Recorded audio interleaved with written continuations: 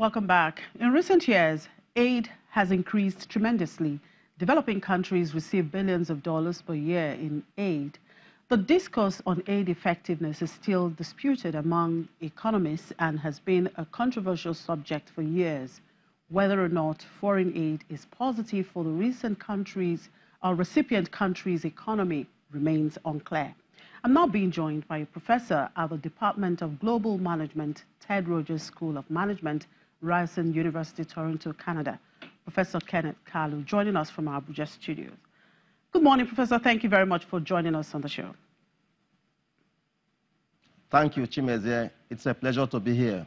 Right. Now, can you give us an insight into what constitutes foreign aid? Is it financial or is it about capacity building? Okay, thank you. Foreign aid over the past several years has come in different forms. It's sometimes financial, sometimes they send commodities, sometimes capacity building. It has come in different forms. But there is one major thing that is coming out now, one major finding that is actually coming up, and that is that foreign aid in whatever form has been doing something that is different from what the donors believe aid will do. In a way, the foreign aid was supposed to be a measure to help fight poverty. But the evidence is showing that is not so.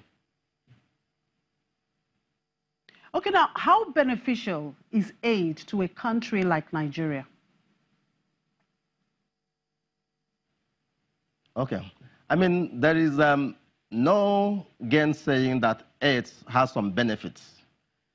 The point is that aid cannot solve the problem that the donors and some economists believe it will solve. The benefit of aid, what aid does is it helps to soothe the pains of poverty. It can help to alleviate some of the sufferings, some of the pains of poverty. Foreign aid does not have the capacity to fight poverty. It does not have the capacity to bring about development. That is why when donors say they are giving development assistance, they call it development assistance, they're actually making a mistake. It should be called something else. Foreign aid in whatever form can help to soothe the pains of poverty. It can help solve some of the symptoms of institutional failure. But foreign aid does not have the capacity to procure or to bring about development. All right, so are you one of the school of thoughts that believe that reliance on aid is not in the interest of a country? Oh, for sure. If you look at history, if you look at all the countries that have done well, that have achieved transformational growth and development, and when I say growth and development, I'm looking at the kind of structural transformation, the kind of growth that help countries to move from a position of mass poverty to a place of shared prosperity. If you look at the countries in Southeast Asia that have done so well over the past 3 decades, none of those countries achieved the level of growth and development with foreign aid. So aid can help, like I said, can help to soothe the pains of poverty. What happened is that some development experts and some donors have made this mistake. I call it conceptual confusion between causality and consequence. Lack of money is not a cause of poverty. It's a consequence of poverty. So if you bring funds to help provide malaria nets or provide malaria drugs or HIV drugs, you are helping to soothe the pains. You are not treating the cause of the problem. What can help bring about development is to target the root causes of failure, the root causes of poverty. And foreign aid or lack of money, isn't it? Foreign aid does not have the capacity to produce development. The point then is this. Those who are looking at the effectiveness of aid, they say they want to look at how aid has either helped or failed to produce development. They're actually in the wrong enterprise. Because if you look at if you study the political economics of development, look at how nations move from a state of poverty to a state of development. And when I talk about development, I'm not talking about abstract GDP numbers. I'm talking about the development that leads a country, helps a country to enhance their Human Development Index. Development or growth that brings about shared prosperity, where people move out of poverty, as we have seen in several countries in Southeast Asia, including China and India. So what does Africa and indeed Nigeria need? Aid or fair trade? Which of them? Thank you. I think we have to go back. This happens all the time. People talk about this. They asked me. I was at a conference in Canada, and we were talking about Africa's development. Somebody came out and asked me, should African countries follow the Washington Consensus, which is like more market-based economic development program, or the Beijing Consensus, which focuses on government playing a key role or key roles in the economy? And my answer to this is this. Sometimes we fail to recognize the difference between the strength of state institutions and the scope of state activities. So it is not about trade or lack of or no trade. It is about the institutions in place, domestic institutions that are able to initiate, to execute, and to sustain programs that have the capacity to generate transformational growth. Growth besides GDP numbers. So trade is important. Every country trades. China is trading. But what started that trade? What led to increase in trade? It is the conditions, the initial conditions. And you cannot rule out the state. The state is a critical variable in every development program. No country can develop without a functional state backed by effective and inclusive economic and political institutions. That is the missing link. When donors and our development partners talk about aid, helping to fight poverty, they miss it. But don't get me wrong, we have to be grateful to our donors, those who have supported us with millions of dollars to solve some of the pains of poverty. The point is that they are missing it. What they are doing is helpful in various ways, but they can't, such services, such support cannot produce growth because it doesn't have the capacity so to do. Foreign aid does not have the capacity to produce growth and development. It doesn't. A central variable, a critical variable for growth and development, balanced growth and development, is the state and its institutions. That is key.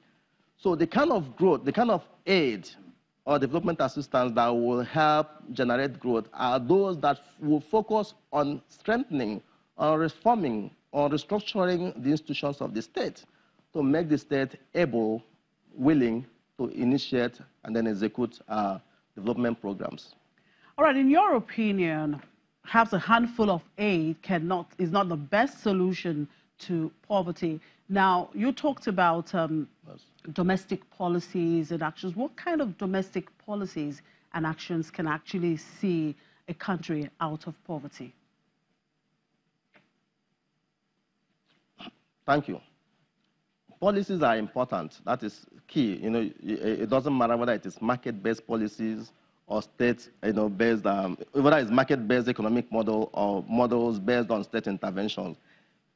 No policy will succeed and produce good results if these institutions of the state are predatory. Institutions are not, if there are no enabling environment, if we don't have the right institutions, there's no policy that will produce the result you want, because institutions are there to shape the incentives.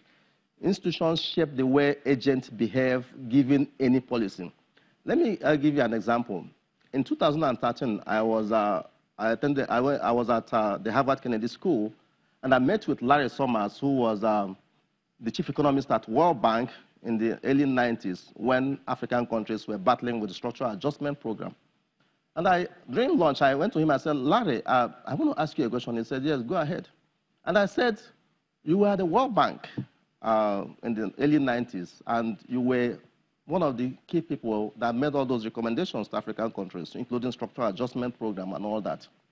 Looking back, Larry, do you think it was a wrong policy advice to African countries? He looked at me and said, "People, that's a good question. But that what he's going to tell me is that there's some unique variable for every development program, every development policy. So it's not about the beauty of the policy. It's not about the way it is designed. It is not about the document or the experts who assembled together to design a policy. But it is about the structure, the institutions, the state, the nature of the state, how the state is able to implement that policy. That is what matters. If you have a system, if you have institutions that are not, designed to, support inclusive growth, there is no economic policy that will produce the kind of result you want. If you have a state that is predatory, a state that focuses essentially on, kind of taking away the resources, just moving the resources away from the system to, a tiny elite, you cannot achieve. We call them the predatory states. Such states are not able to support development. So talking about policy, I think we should go back to look inward, to actually critically look at the nature of the typical African state, including Nigeria.